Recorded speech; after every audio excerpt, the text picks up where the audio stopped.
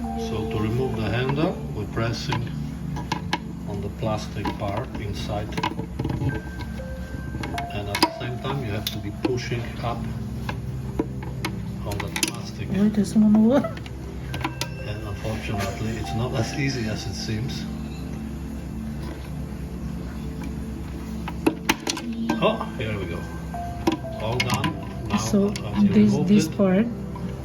So make sure the knife is like can go through the sides, because you have to press this part here, like push back like that.